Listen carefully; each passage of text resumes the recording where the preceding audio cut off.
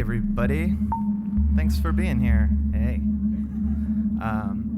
So my name is Ryan Revue. I'm the publisher of Burrow Press. I'm one of 3 organizations, consortiums, somethings. We don't deal in words. Putting this thing together. This is a collaboration called the Pink Fire Revue, the name of which is, or at least the phrase Pink Fire, should be credited to another local writer who's not a part of the event tonight, Whitney Hamrick. Thank you for the phrase Pink Fire. And what's happening tonight is a multidisciplinary collaboration between visual art, literature, and music. You're going to hear some poetry. You're going to hear some modular synthesizers being improvised before your eyes. I cannot do justice the sort of reasons behind what's happening. So, but I'm sure that the guys behind the equipment will give you a tutorial if you're interested after, because I'm pretty interested in how this works, and it's looking at it is a little bit scary. I don't think anything's going to happen like sparks are going to fly, so don't worry about that. But and then the visuals are reactive. So basically, there's been a program that was written that is reacting to everything that it hears tonight, the poet's voices, the music that's being improvised, and in a sense, it's sort of a one-time improvisation in itself. So the 3 collaborating collaborators are the Drunken Odyssey with John King, which is a podcast about the writing life that's pretty amazing in and of itself. He's interviewed all kinds of people from David Sedaris to Chuck Klosterman, Irvine Welsh, Nikki Giovanni. It's an amazing podcast. If you are a writer or a reader and you want to check that out, that's 1/3 of what's going on right here, the Drunken Odyssey with John King. And it's based right here in Orlando. Second organization that is involved in this is the In Between series, which is hosted here at the gallery at Avalon Island every Monday, some Monday of the month, once a month on a Monday. It's creative music, it's experimental, it varies, and my words again can't do it justice. It's interesting. It's one of the most interesting, I think, music series that is going on right here in Orlando. And lastly, Functionally Literate. That is the reading series of Burrow Press. 4 times a year we bring writers from all over the world and pair them with writers from right here in Central Florida, and we drink. But since you guys are here, and it's a very interesting, different sort of left turn of an event, I figured that I would tell you who the next reader is at our Functionally Literate. Our next actual function is going to be on October 8th. If you want to save the date for that, Lauren Groff, the National Book Award finalist and New York Times bestselling author of Fates and Furies, which happened to be Obama's favorite book. That's kind of cool. She's coming on October 8th, so Functionally Literate, save the date for that. But that's not important. What's important now is what you're about to see, which may be a little hard to explain, but I'm not going to help you out. I'm just going to say that the first thing you'll hear is Edgar Allan Poe's The Black Cat, as retold by the cat known as the terrible Mr. Sundrop, which happens to be John King's cat. So, yeah. Oh, yeah. So, an important warning for those who react to flashing lights, tendencies for seizure, things like that. This is going to get flickery. And so if that is something that is not good for you, if that's like something that sets you off, this is the warning for that, because it's going to get real blinky and real glitchy. Thanks for reminding me to say that. Yeah, so okay. Cool. Well, without further ado, it's the terrible Mr. Sundrop.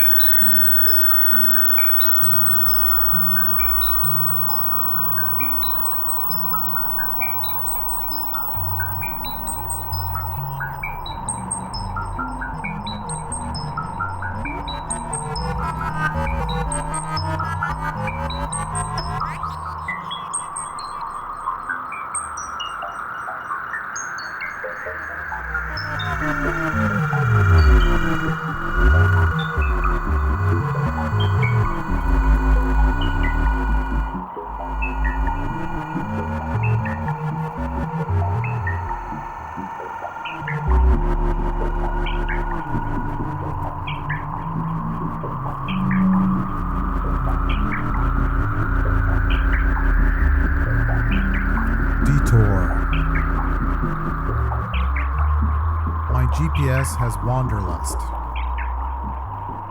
Left turn in 400 miles, she says. I'm going to a portrait reading at Rollins College, I say. I'm running late. He'll be in Chicago on Wednesday. Wouldn't you rather see him there? Get some Mongolian barbecue. I have a job here, you know, I say. Students to see in the morning. What was your first thought? The first time you had a nocturnal emission, she asks. I remember dream after dream of swimming with Jessica from ocean to ocean until the globe spewed out into space, until everything became an ocean, and Jessica's smile a crescent moon, her soggy tresses a tree. Turn right here then, she said. But, I said.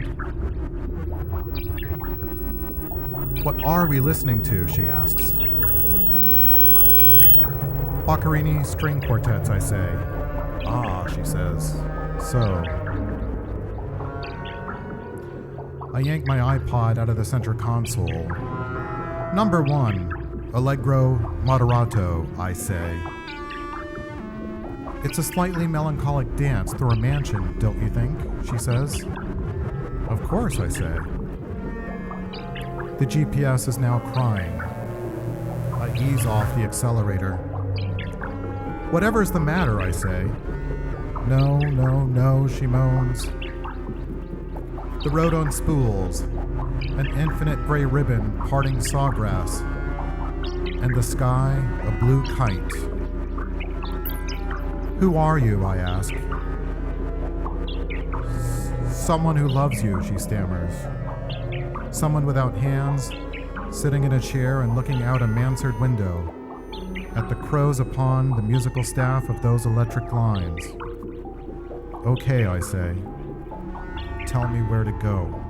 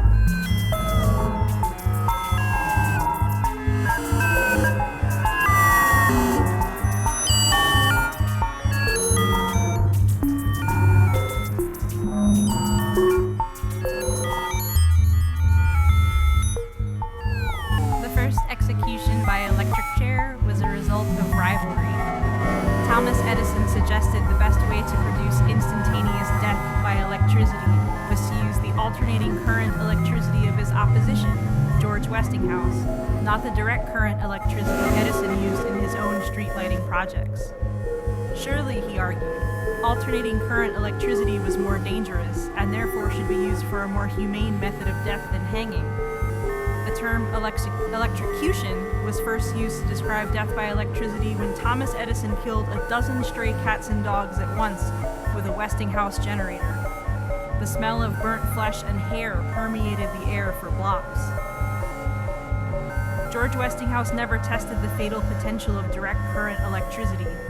When William Kemmler was convicted of murdering his wife with a hatchet, it was alternating current electricity that would end his life, despite his lawyers referring to this punishment as cruel and unusual. It is impossible to determine the cruelty of a method never used, reasoned the U.S. Supreme Court. Our relationship with electricity was one of fear and awe. In 1890, Kemmler was the first person to be killed by electric chair. The first horse killed by alternating current electrocution died immediately, shocked with 1,000 volts during electric chair tests the day before, with electrodes attached to his knees and his muzzle chained to a pole.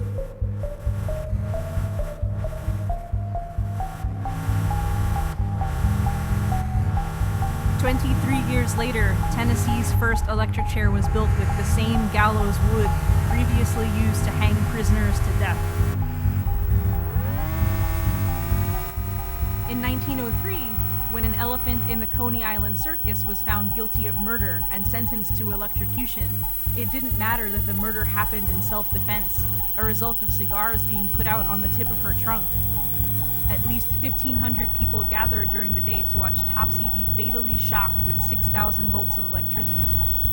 That night, electric towers illuminated where the elephant once stood. Unlike the distance afforded to witnesses of contemporary American executions, 17 spectators watched Kemmler's execution on wooden folding chairs, directly across from him, reminiscent of the gallows-style seating in high demand just a few years before. They could see every strap and hear the jingle of each buckle fastening Kemmler into place. An alternating current varies in magnitude and direction.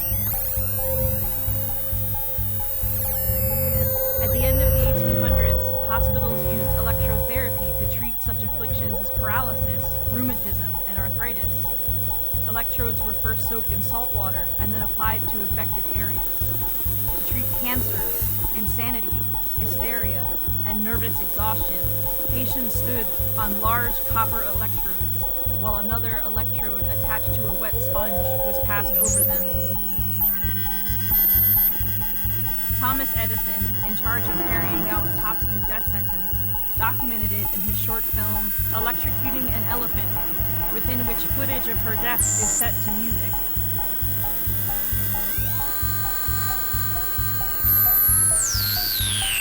When the executioner flipped the lever, most of Kemmler's body straightened out hard against the straps that held him in place. For the 17 seconds, 1,000 volts flowed through him. Only his right hand clenched inward and was cut so deeply by his fingernails that blood trickled from the arm of the chair to the floor below him. The music speeds up as a plume of smoke spreads upward from Topsy's feet. It billows out along with a crescendo of music as Topsy's front legs bend, and then the rest of her tumbles over, obscured. A direct current is a constant flow of electric charge in only one direction. When the power switched off, Kemmler's body heaved not only with electricity, but with the force of breath. He was then shocked with 2,000 volts. Loud cracks of electricity flowed through him, and blood pooled on his face like sweat. His hair singed. The skin at the base of his spine lifted and curled. Tennessee's modern electric chair is regularly tested to ensure it will deliver 1,750 volts at 7 amps over 20 seconds, disengage for 15 seconds, and then engage again for another 15. Optimal death by electric chair will render the victim immediately unconscious with the first jolt. If too much electricity is used, the skin might burn. If too little is used, the condemned might burn alive. Shaky camera work makes it look like Topsy's almost moving again, and maybe she was, breathing as if electricity didn't leave 3 of her hefty limbs sprawled along the floor, while her left leg extended and hovered.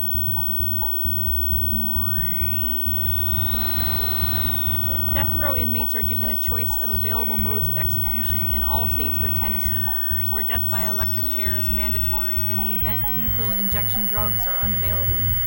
Because of this, Tennessee is currently only one of 9 states where people can be put to death by electrocution, but the only state where these people may be forced to endure it instead of something else. Before contemporary electrocution, a condemned prisoner would be shaved. After what might be a long walk, he or she would then be strapped to an electric chair, and a wet sponge would rest underneath the metal electrode attached to his or her head. Another electrode would rest on his or her leg. Then, the blindfold or mask would be applied, hiding the eyeballs that may pop loose from their sockets as a jolt between 500 and 2,000 volts is applied for 30 seconds. There might be severe burns where the electrodes were attached. If his or her heart is still beating after this process continues. Some prisoners catch fire. The day after Kemmler's electrocution, the New York Times published the story, "Far Worse Than Hanging," calling Kemmler's death an awful spectacle. This war of currents between Thomas Edison and George Westinghouse did not end well for Edison, whose direct current electricity did not become industry standard. Alternating currents became universal for both lighting and executions. Nikola Tesla, when employed by George Westinghouse, claimed that if we want to reduce poverty and misery, if we want to give every deserving individual what is needed for a safe existence of an intelligent being, we want to provide more machinery, more power. 81 inmates in Tennessee are currently scheduled to die.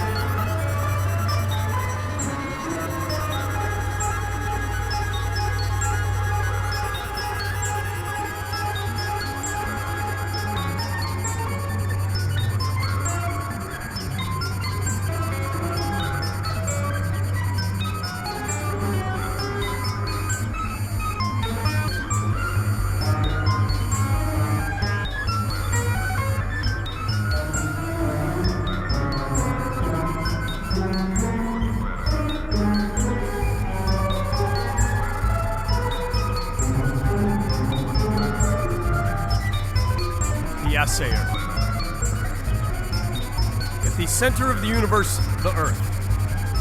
At the center of the Earth, hell.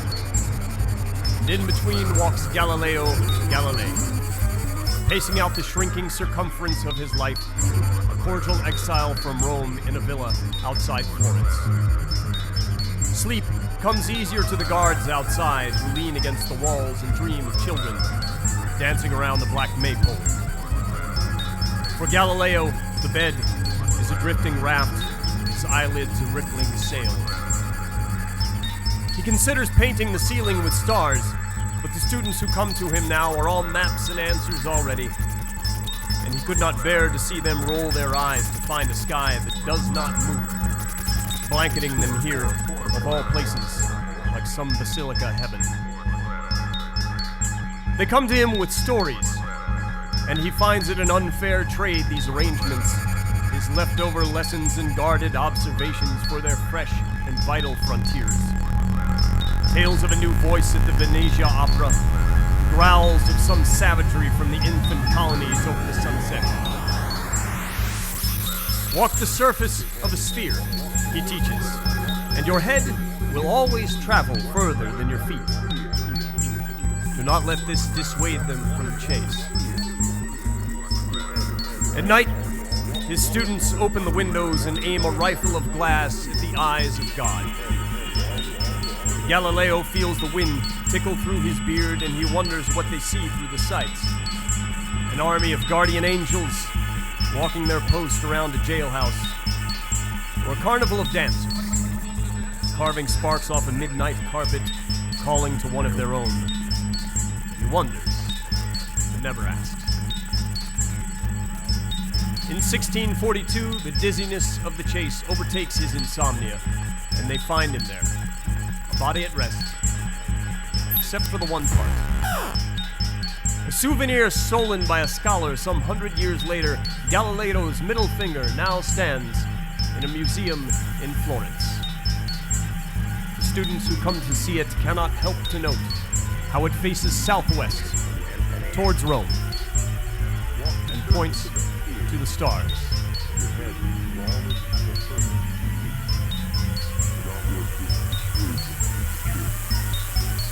At night, the students open the windows. Popular science. I miss the future. I miss the red-eyed robots with Dr. Octopus arms, airwaves rippling concentric from antennae hats. I miss the modern kitchen, the monorail and fishbowl helmets. I miss brains in jars. I miss the jumpsuits, the yin-yang orbit of the atom, and yes, I miss the jetpacks, the flying cars, the pneumatic capsules zooming headlong into convenience. It should have been a crowded sky by now. Wind dripping off the tail fins of our rocket cars, rocket boots searing the penguins to a perfect medium rare before they drop onto the waiting plates of the poor huddled between the buildings below. I miss Ming the Merciless, and he misses us. Kicks unlucky aliens idly into dusty death traps as he waits for a Flash Gordon who will never come. I miss Barbarella, writhing in zero-G, the fur of some flimsy Martian chinchilla rippling off her body like an undiscovered nebula. Someone must tell our astronauts she is out there still, somewhere past Pluto. She could really use a jacket. We passed that future, somewhere on the way to this one, and there is no going back. Any more than your prom crush is still waiting behind the bleachers. We passed a note on Voyager, sent it spinning between the aisles, and sat by a phone that never rang. At some point, what can you do but grow up? Our dystopias are playgrounds for teenage girls, and all the ray guns are set to kill.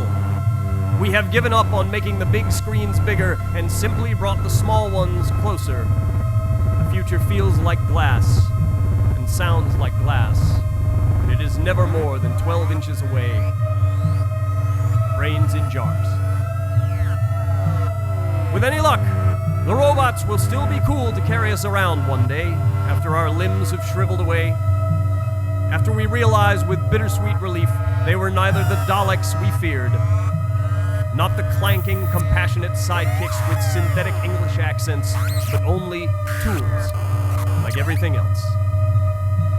With any luck, this is how the aliens will find us when they crash land en route to Betelgeuse. A gaggle of pulsing brains mounted on wobbling scooters, pseudopods frantically swiping on pads as we gather around the wreckage. The Instagrams will show the captain, ray gun in hand, 3 steely eyes narrowing as he urges the medic to keep behind him. The scientist, adjusting his jumpsuit, urging caution and restraint. Don't shoot, he will tell the captain. There is so much we can learn from them.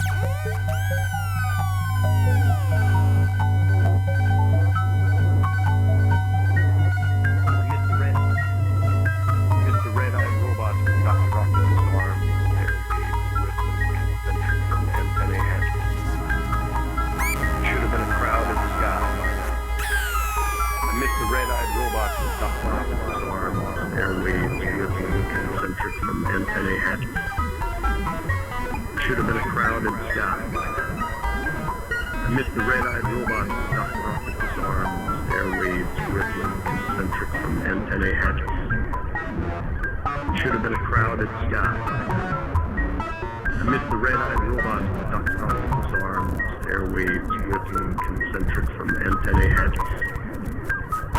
Should have been a crowd in the sky by now. I missed the red-eyed robot with Dr. Octopus arms, airwaves, rippling, concentric from antennae hatches. Should have been a crowd in the sky by now. I missed the red-eyed robot with Dr. Octopus arms, airwaves, rippling, concentric from antennae hatches. Should have been a crowd in the sky by now. I missed the red-eyed robot with Dr. Octopus arms, airwaves, rippling, concentric from antennae hatches. Should have been a crowd in the sky by now. I missed the red-eyed robot.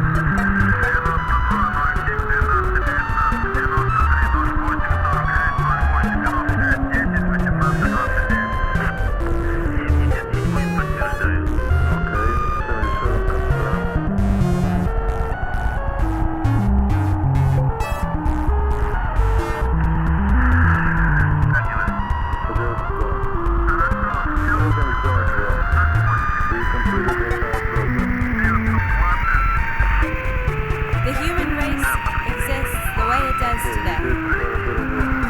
Because we believe that there is safety in numbers. We find security in statistics. Safe harbor in logistics. To be realistic, now that's an art form. And these days, artistic, that's rare form.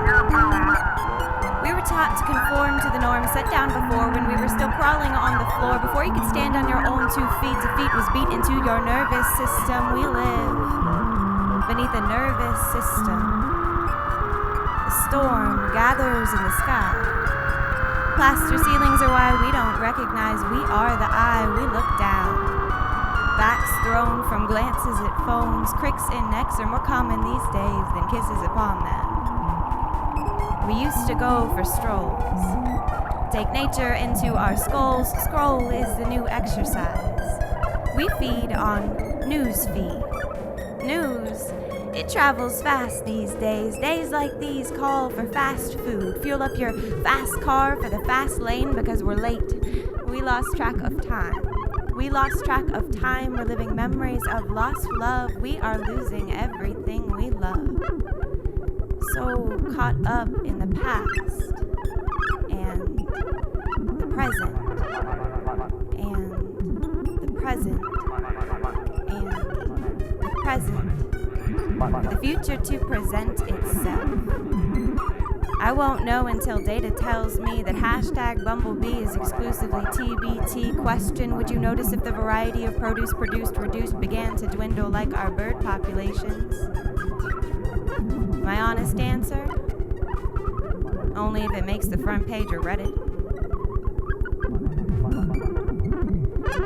5 reasons I should become a journalist, or another ode to my existential crisis, or you should really watch the movie Rosewater on Netflix, it'll make you feel things.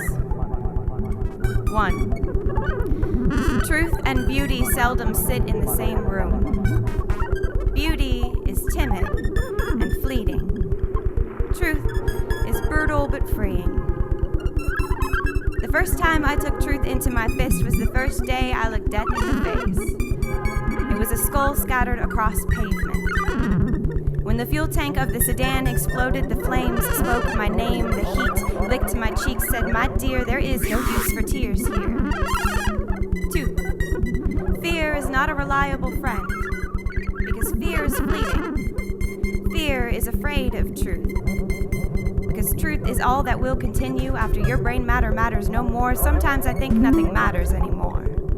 Sometimes I think life is a chore. It's not that existence is a bore, but it's more like a drill. A drill that will bore a deeper and deeper well, searching for wells. Searching for why. Why is the full body armor that truth is dressed in? Sometimes I think truth is like oil, it's better left buried. 3. Man and technology are married. They've built a beautiful home, raised children that are now grown, but their mortgage loan might be better if we filed for bankruptcy. But pride denies logic. Comfort is a creature we're not ready to cast out, so rather than tap out, we'll pretend the foundation isn't crumbling. That foreclosure isn't coming. That the inheritance left down is not more burden than blessing. 4. Undressing the truth takes time. Truth does not come in one big run. It's more like shards of glass beneath the skin, dug out one by one. On days I am depressed, truth begs to be undressed. Why won't stop crying till my fingers bleed from trying. Crying is not a pretty process. Beauty and fear left the party when Why walked in the door. Now Why and I are the only ones home. I guess it's better than being alone. 5. The first time I took truth into my fist was the first day I looked death in the face. Truth licked my cheeks, said, "My dear, there is no use for tears here. Fear and failure are fleeting. Beauty is gone with one beating. I am all that will matter when your brain matter matters no more."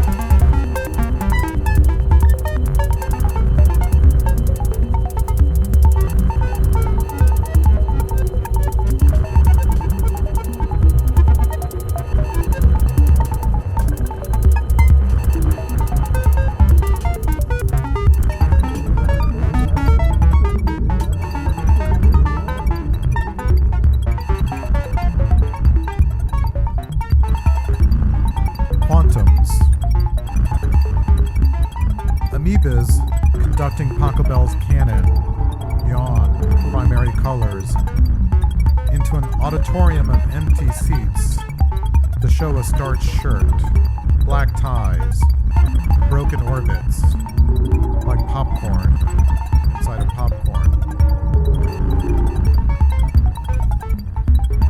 Gravitron. There because it wasn't.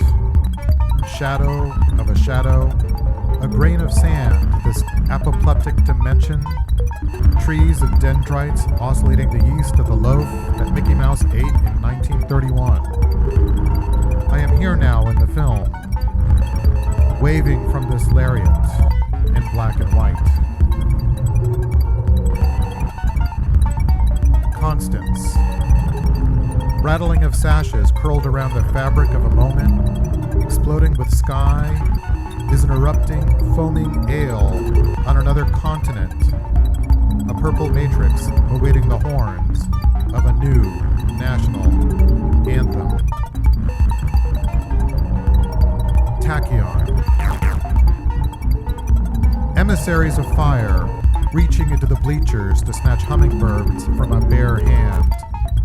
A curlicue of alphanumeric transference, chasing foul balls onto new fields, spilling a spectator's beer. Strong nuclear force. A torque of molasses licking the desert after the desert. This blob in your eye makes you blink most adorably. The spine of this book closing, red leather, and your name.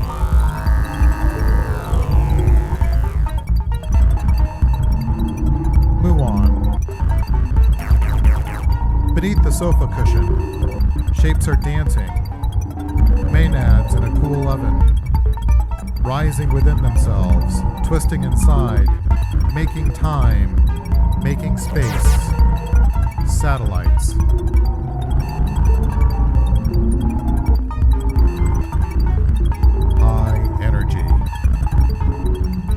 Trillion quarks wait in line for the toilets at Wrigley Field. Halos throbbing. Circumference of metronomes shadowing each thought. 5 trillion cups of beer, keen for their transit to another universe. Classic. Inside a book is a dusty classroom in Greece, circa 1968. Amniotic characters stretching, curly beards graying, ocean of blackboards, showers etched negatively onto eyelids, a menagerie of light, bleeding Mediterranean clouds, a mandolin tripping the tempo from mildewed page to page. Standard theory. At the end of a stage, choked with pink roses. A telephone is ringing, a thunder of mathematics calling through the ache of time. The question mark of a medal encircling my father's throat as he drove me home from college, as he called everyone he did not know, while the satellite slept and drifted like rain. Brain.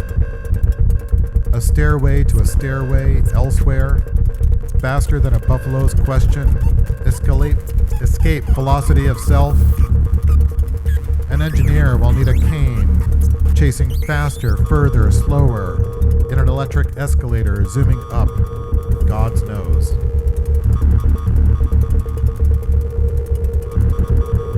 A donut in space. The unshaping is a vacuum, a streaking bubble of electromagnetic life. Traffic signs and history books we devour with coffee and the thickest cream. Cliches stretching into a blueness of everything.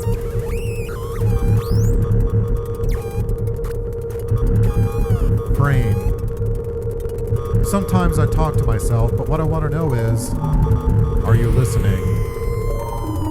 Can you feel me slicing through?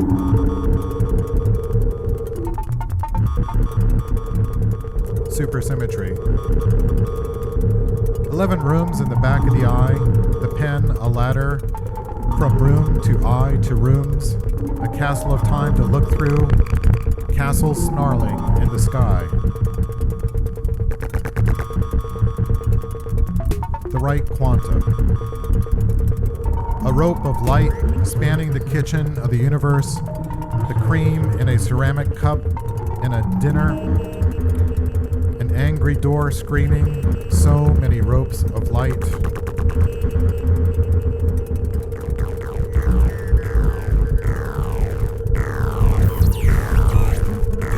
Things tend to go wrong when you wear an overcoat.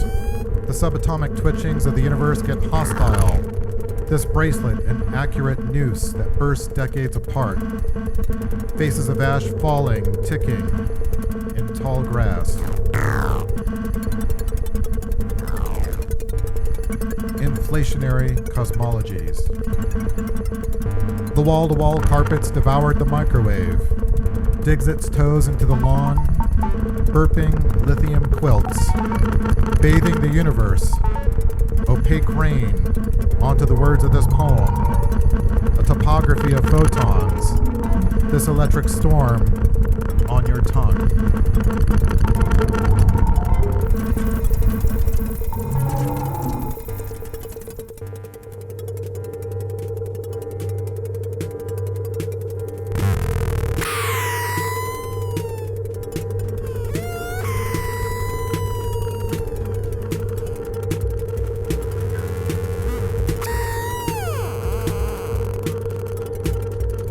Emissaries of numeric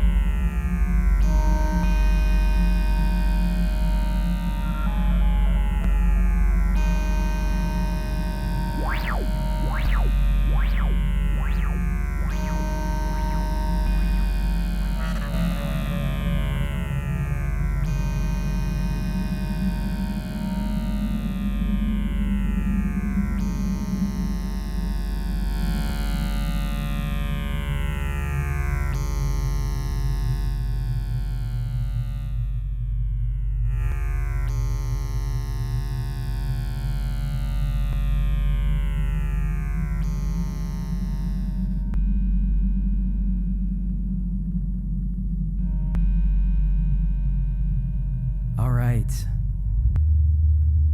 So, I should probably turn some lights on in here so we can see what's happening now.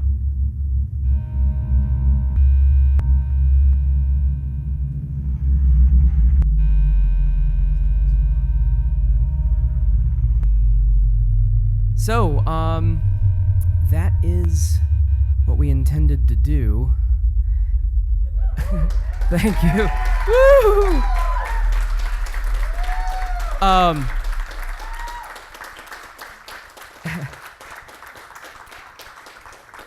I like how your clapping is still creating the reactive. So, wow, fantastic. So, real quick, I wanted to introduce all the people that were involved with this tonight because, we just kind of went. So, yeah, could I have my poet friends come up and could I have you guys stand up as well? And I just want to briefly introduce each of you. Oh. So, I'm Jared, by the way, one of the synth people, normally functionally literate host, of course. My fellow synthesist this evening, first, Mr. Derek Duda.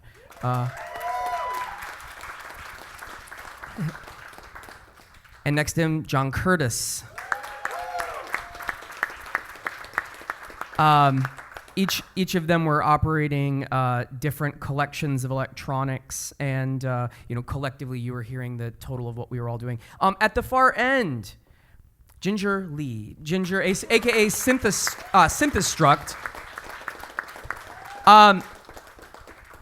Ginger has been providing the visualizations according to a program that she wrote that was reacting to 3 separate audio streams, one from each synthesizer and from the microphone. So as you see me talking, it's still triggering the visualizations, which is really, really fantastic. It happens to be Ginger's birthday today. Isn't that awesome that she came here and still did this? Woo! Let me introduce our readers this evening to, of course, John King, I already mentioned, from the Drunken Odyssey podcast. Of course, you'll know Todd Caviness from his work at the Fringe Festival and with Loose Lips and all of the stuff you do. You do so many things. Yeah. Mary McGinn. Mary, I'm really glad we were able to finally bring you in on an event. Yeah, I'm glad. Yeah. And of course, Nicole Oquendo.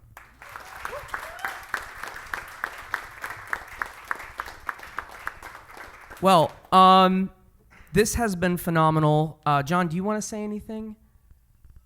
Thanks. He says thanks. I'm sure you heard him. A couple of thanks that we have to do real quick. Obviously, thanks to all of the people who participated. Thank you to you guys for being here. Thanks, of course, to Pat Green and the Gallery at Avalon Island for hosting us here tonight. Let's big round of applause for them. There's still beer and wine downstairs. We would love if you guys want to partake in that. The donations are welcome for that. If you have any questions for anybody that was creating work tonight, I'm sure they'll be happy to briefly answer them. I'm sure we'll all be hanging out for a little bit. So again, thank you guys so much for coming, and I hope you enjoyed it, and I hope it blew your minds a little bit. All right, thank you guys.